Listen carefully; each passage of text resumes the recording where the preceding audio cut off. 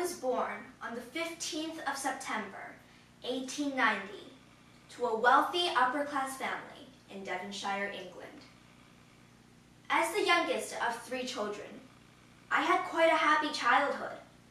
My parents and I were extremely close, and I lived on a beautiful estate with plenty of gardens to play in.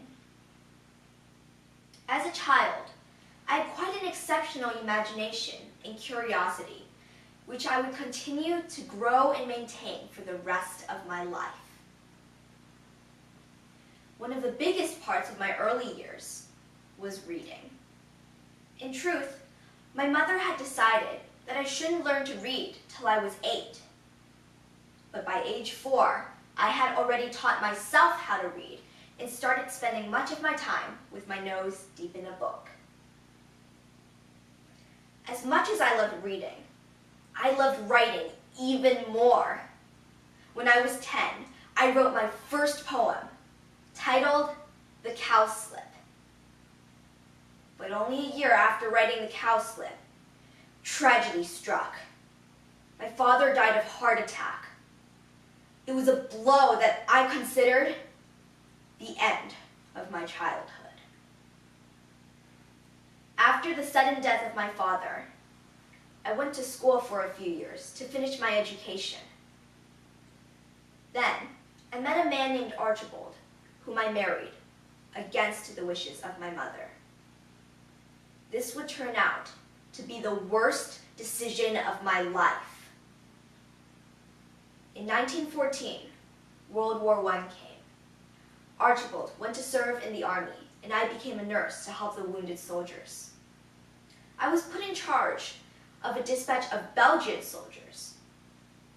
After listening to their experiences and their stories, I was inspired to write my first successful book, The Mysterious Affair at Styles, featuring my greatest invention of all time, a Belgian detective by the name of Hercule Poirot.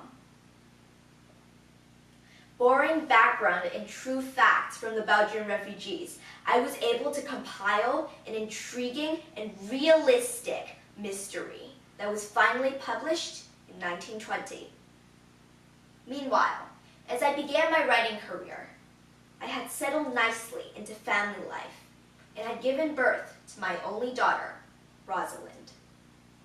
But only 4 years afterwards, the worst period of my life came. My mother died, and at the same time, Archibald demanded a divorce, for he was in love with another woman called Nancy Neal. It was devastating for me, so devastating that I did something that still remains a mystery. I disappeared. My car was found, parked down the road in the middle of nowhere, and I had vanished into the wilderness. Thousands of people scoured England looking for me. Finally, after 10 days, I was discovered in a secluded hotel, booked under the last name, Neal. Upon returning to civilization, I never mentioned the incident again. Instead, I used my books as an outlet for all my thoughts, my anger, and my hurt. I was furious at Archibald for his infidelity. So furious, I wanted to murder him. And I did murder him. In my imagination. All the books that I wrote during this period of time were centered upon women killing their husbands for their unfaithfulness. My writing started to gain a depth and style different from all other mystery writers before me. Take, for example, Sir Arthur Conan Doyle, the author of the series Sherlock Holmes. His writing consisted mainly of observation, clues, and critical thinking. But my mysteries had a completely different approach to catching the culprit. Psychology. I loved using red herrings and incriminating proof for all my characters, distracting the reader, and then later piecing back together all their remarks and reactions to form an ingenious yet incredibly simple solution.